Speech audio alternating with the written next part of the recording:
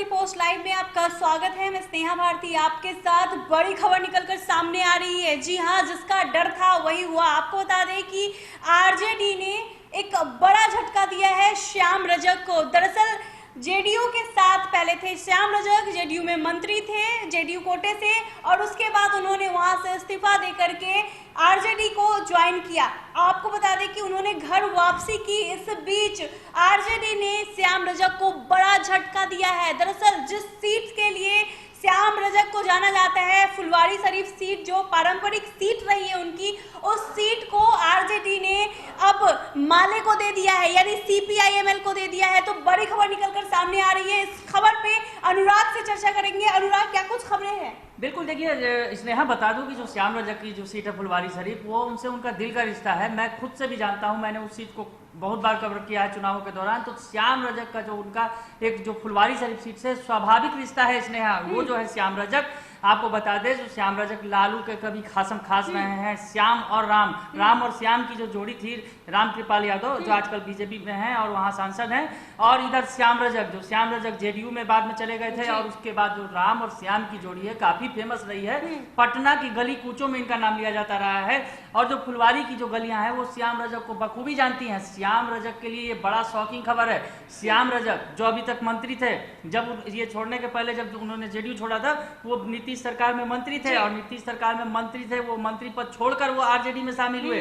दरअसल उन्हें कहीं ना कहीं डर सता रहा था फुलवारी शरीफ से कि कहीं वो जेडीयू से चुनाव लड़ेंगे तो हार जाएंगे। ये बातें भी सामने आ रही थी, और श्याम रजक ने फुलवारी शरीफ सीट से लड़ने की चाहत में ही आरजेडी ज्वाइन किया था कि वो फुलवारी शरीफ जो उनकी पारंपरिक सीट है वहीं से लड़ेंगे। और वो हालांकि ये सबसे बड़ी उनके लिए झटके वाली खबर है कि अब श्याम रजक को फुलवारी शरीफ सीट मिलने नहीं जा रही है स्नेहा। दरअसल देखिए, माले का जो विवाद चल रहा था, जो माले को लेकर सीटों को लेकर जो विवाद था, माले ने तल्ख तेवर दिखाए थे। उसके बाद 30 सीटों पर अपने प्रत्याशियों का ऐलान भी कर दिया था। उसके बाद आरजेडी जागी थी महागठबंधन के अंदर, और फिर आरजेडी आगे आकर माले के साथ फिर समझौता किया है आरजेडी ने, और 19 सीटें दी हैं माले को। माले का दबाव काम कर गया है, और माले उन सीटों पर चाहती है जिन पर उनका प्रभाव रहा है। उसमें फुलवारी शरीफ सीट भी है जो माले के प्रभाव वाली सीट है। तो स्नेहा, ये था कि माले जो है फुलवारी शरीफ सीट पर अपना दावा ठोक रही थी, और अब वो जो है फुलवारी शरीफ सीट माले के कोटे में चली गई है, यानी कि अब श्याम रजक को अपनी सीट बदलनी पड़ेगी। स्नेहा, थोड़ी राहत की खबर यह है कि श्याम रजक को मिलने जा रहा है। श्याम रजक ये नहीं है कि चुनाव नहीं लड़ेंगे, श्याम रजक चुनाव लड़ेंगे, पर उनके लिए दूसरी सीट तय की गई है स्नेहा। ये जो बात सामने आ रही है, और ये जो है श्याम रजक मसौरी सीट से लड़ने जा रहे हैं चुनाव। दरअसल ये मसौरी सीट पटना का ही सीट है, और जो फुलवारी शरीफ के बगल का ये सीट है। और कुछ इलाके जो है फुलवारी शरीफ के जब बाद में परिसीमन किया गया तो कुछ इलाके मसौरी के सीट पर चले गए जो फुलवारी के इलाके के थे। तो एक्सचेंज हुआ। तो हालांकि दोनों की परिस्थितियां इन दोनों सीटों की लगभग समान है, एक तरह की है, पर फुलवारी शरीफ से नहीं लड़ना श्याम रजक के लिए बड़ा झटका है। इसने बड़ा झटका लगा है श्याम रजक को। फुलवारी शरीफ जो सीट है उनके हाथ से चली गई है। हालांकि वो चुनाव लड़ेंगे, उन्हें एक और मसौरी का सीट दिया गया है। इस बीच श्याम रजक की जो मंशा थी, जिस वजह से वो आरजेडी में आए थे, तो कहीं ना कहीं इस मंशा पर पानी फिर गया है। उनका जो सीट था, पारंपरिक सीट था, वो उनके हाथ से चला गया। इसमें थोड़ा और बताना चाहूंगा श्याम रजक के बारे में कि श्याम रजक एक वक्त था जब लालू यादव के खासम खास थे, और दाहिने बाएं जिसको दाएं रहते थे वो लालू यादव के साथ साथ रहते थे हर वक्त। और फुलवारी शरीफ में किस कदर उनका दबदबा है मैंने खुद अपनी आंखों से देखा और महसूस किया है स्नेहा। और वो जो दौर था, फुलवारी शरीफ मतलब श्याम रजक मतलब फुलवारी शरीफ, ये एक दूसरे के पर्याय बने हुए थे स्नेहा। वो संबंध टूट गया है स्नेहा।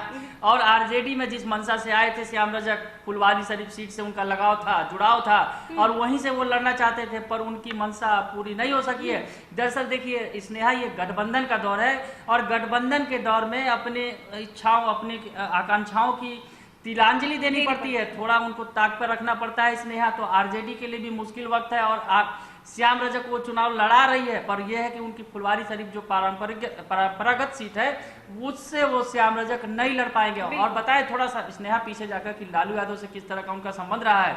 लालू सरकार में भी वो मंत्री रहे हैं, ऊर्जा राज्य मंत्री थे उस वक्त। उसका नीतीश सरकार में भी वो मंत्री बने, तो लगातार श्याम रजक मंत्री बने रहे हैं, एक कद्दावर नेता हैं और दलित नेता के तौर पर जाने जाते रहे हैं और अपनी दलित राजनीति अलग से भी चलाते रहे हैं। स्नेहा, जब वो जेडीयू में थे उस वक्त उन्होंने एक दलित मोर्चा खोला हुआ था और उसको लेकर वो दलितों को एकजुट करके दलितों के मुद्दे पर हमेशा लड़ाई लड़ते रहे हैं। श्याम रजक एक बड़ा पद है, कद है, मसौरी से लड़ना भी उनके लिए कोई बहुत ज्यादा बड़ी बात नहीं है, वो जीत हासिल कर सकते हैं स्नेहा पर लेकिन ये माना जाए कि जो श्याम रजक का जुड़ाव है, जो दिल से लगाव है, वो फुलवारी शरीफ सीट से है और वो फुलवारी शरीफ सीट उन्हें नहीं मिलने जा रही है स्नेहा। तो कहीं ना कहीं फुलवारी शरीफ सीट से उन्होंने हाथ धो दिया है, माले के पाले में ये सीट चला गया है और जब मनसा थी उस मनसा पर पानी फिर गया है। हालांकि मसौरी से वो चुनाव लड़ेंगे, ऐसा कहा जा रहा है कि उन्हें वो सीट दी जा रही है, ज़्यादा कोई फर्क नहीं है, लेकिन जो पारंपरिक सीट थी उनकी वो उनके हाथ से चली गई। तो इस वक्त की बड़ी खबर आपको बता रहे हैं। ऐसी तमाम खबरों के लिए आप